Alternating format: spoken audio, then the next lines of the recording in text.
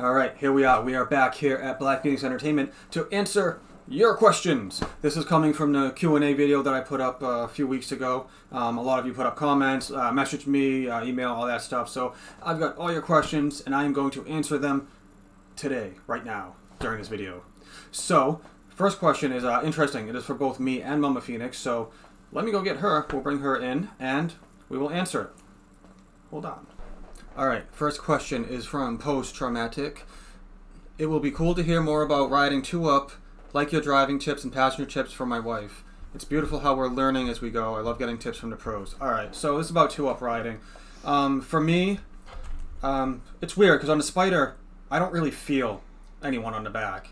It's just the nature of what the Spyder is. It's not like a motorcycle, you're not leaning, there's not a lot of weight shifting or anything like that. Just having the knowledge that she is back there, I definitely brake a lot sooner.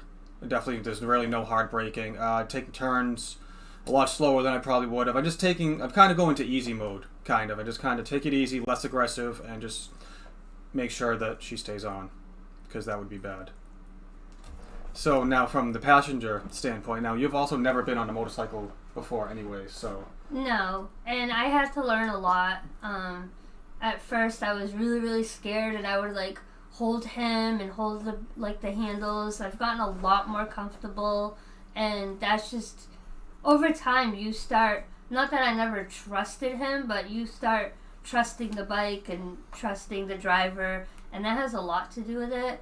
And then I guess some tips would just be you also have to pay attention to the surroundings. If you see a curve coming, I kind of try to go with it, and then yeah.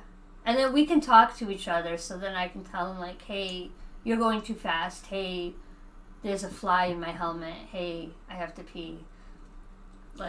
Yeah, definitely. I think our riding changed once we got headsets, Bluetooth headsets in the helmet. So I think that would be if you don't have them, I would go get them. If you do have them, great. You're already ahead of the game. Yeah, because it helps a lot when you can communicate, because then he could be hey, there's a bump coming up, and I know there's a bump coming up, and I can kind of hold the bars so I don't fly off or anything. That helps a lot. Right. Yeah. And eventually we want to get a basket for Bailey to go in. Miss Bailey can join on some of our adventures. Yeah. So thank you for the question, and we're going to move on to the next. And tell your wife to have fun. All right, next question is from Hot Chewy. He says, I know you ride the Spyder because of your back problems. How'd you hurt your back? There's not one incident that hurt my back. I think there's a lot of just wear and tear and abuse on my back. Falls, the professional wrestling obviously didn't help, but basically what it is, it's the L5 disc, which is your very, very lowest disc in your back, kind of that goes into your hips a little bit. That's severely degenerated by about plus 30 years. So I got a disc of a 70, 80-year-old at this point. I did slightly herniate it at one point as well, which also leads to sciatica, because sciatic nerves come up from your hips up into the lower back there. So that's that.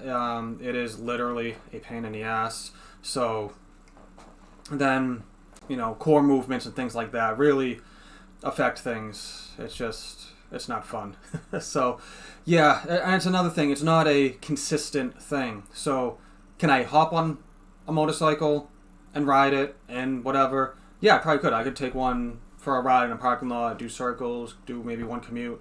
Could I do it every single day? Probably not. And I've said that before. That's why I have the Spyder for commuting and riding as often as I do ride. Because if I had a motorcycle, there could be a week or 2 weeks where I'm just I just can't ride it. My back is just jacked up. And that is what it is. But the Spyder is awesome. And thank you, Hachui, for that question. All right, next question is from Viper6. He says, here's my question, and don't take it bad. Why do you yell into the mic? Are you just a loud Italian like me? No. First off, not Italian. So that is not that is not part of it. I think it's a mix of a few different things. It could be my setup. Could be a mix of the Icon helmet where the vents come in and where I have the mic.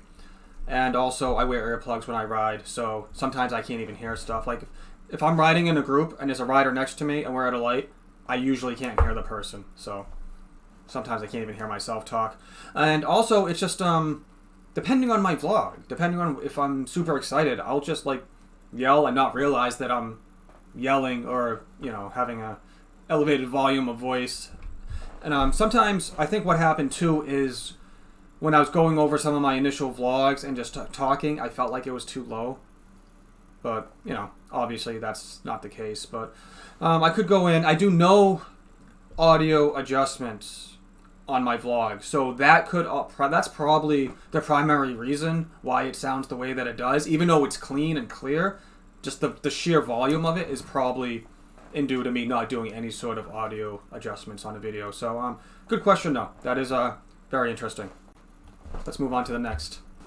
Alright, next one. Two people kind of had a very similar question. Purple on 3 and Blue Bike and Doyle had the same type of question. Did you ride two wheels before you got your Spyder? How long did you ride before you had your accident? How long before you started riding again? And did you go back to two wheels or head straight towards Spyder? Alright, so there's a lot there. First of all, yes I did. I did pass the written portion of the two-wheel motorcycle test. And I somewhat did the riding portion, but I did not finish that. I was not riding two wheels very long before I dumped it. It was just a 30-mile-an-hour turn with some sand, and the bike just went right out from under me, and I high-sided. So there was nothing I could do when I landed right on my shoulder and busted it. So wasn't much experience riding two wheels at that point. And it doesn't take much. You don't have to be going 60, 70. You don't have to be going highway speeds to really hurt yourself on a motorcycle. As I said, it was a 30-mile-an-hour turn. And I was done for a while. The recovery took years. So after I actually gained full range of motion, because I could not lift my shoulder all the way up like I am now, I just had other things going on in my life. Like, I kind of moved on from motorcycles and wasn't really able to kind of circle back and go into that. I did not go straight back to two-wheelers. I saw the Spyders, and I was like, I'm going to try those. I'm going to see if I can do that. So I went out and I did the Spyder course. I did their written course and their riding course, and it all worked out. So I never looked back after that. I'm like, I'm just going to, I took the course, got my license back, and went straight with the Spyder. So, yeah, I can definitely make a much longer vlog on that if anyone else is more interested in the my history with riding and accidents and things like that. So, thank you again for the question, guys. Alright, so next question is from My Done Life. He sent this to me on Instagram. Where have I not ridden yet, but where do I want to? Really, the answer is everywhere. Anytime I can do a short road trip, a day trip, or anything like that, I want to go. It's tough where I am in southeastern Massachusetts. It's about 3 hours just to get to New York. Just to get out of New England is like a day trip in itself. It takes me, on my van trip, to get to my first stop in central Pennsylvania, I think was about four and a half hours out. So most of my day trip, stuff like that, would probably be within New England. So, that is what it is. Alright, here's a very interesting question from Nana Grace. She is very cool and nice, supportive of my channel. I definitely appreciate that. What year is your Spyder? Do you advise buying a new or used for a beginner? And do you suggest the automatic, semi-automatic, or standard shift? Those are interesting questions. My Spyder is a 2013 RS. It is the sports version of the Spyder. For a beginner, I think it really depends on what your comfortable seating position is. Like the RS is a more forward-facing sports bike type seating. You've got the F3, which is a cruiser, and you've got the RT, the touring, which is more of a kind of a straight up sitting up type position. So probably sit on all of them and see where you're more comfortable sitting, and then kind of go from there and see if you're even comfortable riding it. As far as the transmissions go, the Rikers are fully automatic. That's a totally different deal than the Spyder. They're a lot smaller. Definitely worth sit on that. That's more of I would call it cruiser type, sitting up straight type thing, because those are adjustable. You can adjust those pegs and handlebars on the Rikers, so you could actually change the seating position on that. But those are fully automatic, so there's no shifting at all except to get into reverse. Spyders come in semi-automatic and standard shift. The newer Spyders, you're probably not going to find a standard shift. I believe Can Am stopped making a lot of them in standard shift. The older ones you can find in a standard shift, which is a standard motorcycle clutch, and then you got your up and down foot lever there. But for a straight up beginner, I think you could go either way, really, with any of them. As far as buying one, probably go used, because once you buy a used one, you get used to it. I would probably say within a year, maybe 2 years, and maybe you want to do some more touring or longer rides or whatever, you're going to want to move up to a newer model. So just my suggestion. And you can go out there, do some research. You can find a lot of cheap Spyders out there for cheaper than you think that you would. I would probably say you could easily find one under $7,000, maybe 5 to 6 grand if you really do your searching and you don't mind either traveling to get it or having it sent to you. So just some tips there. All right, we are at the end. One more question left from Tim Wagster. He responded more towards in that Q&A video that I put up here. I talked about the Can Am Ambassadorship because that was one of the questions I was getting from a lot of people. So I just decided to hey, I'm going to answer this question in this video.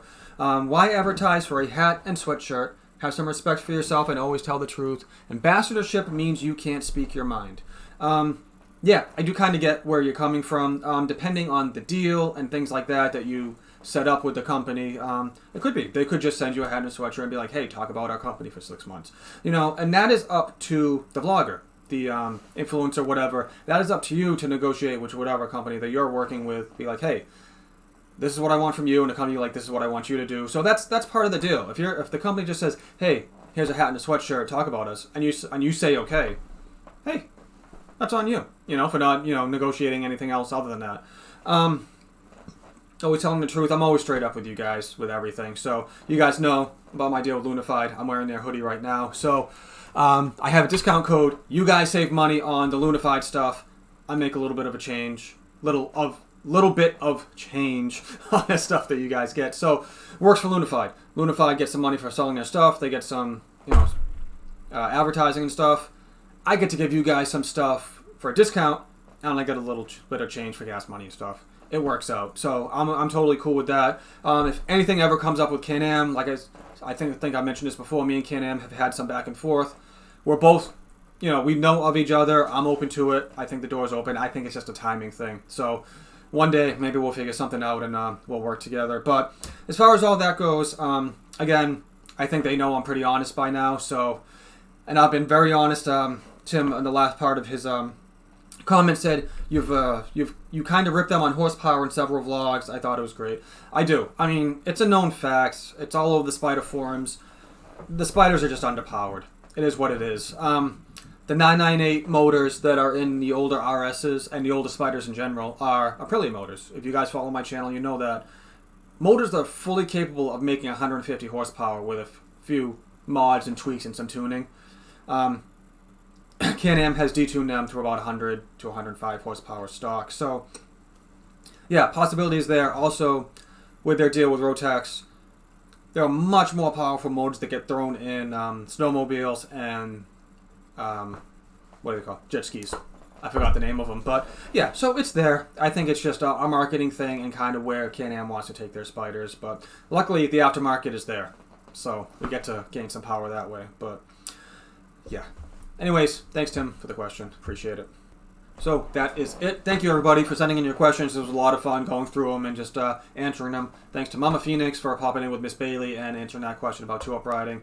And I appreciate anyone sticking through this video. I know this is a little bit longer than most of my regular videos, but I had quite a few questions that needed to be answered and had some explanations and all that fun stuff. And while you're still here, and while I talked about it earlier, go down, do all the fun YouTube stuff, do the subscribing, liking, hitting that bell so you guys know when I come out with new videos. And also, again, I got discount codes and some fun stuff for you down in the description. So why don't you check it out? You might find something pretty cool that, you wouldn't have otherwise have seen, and you can pick something up for yourself for a discount.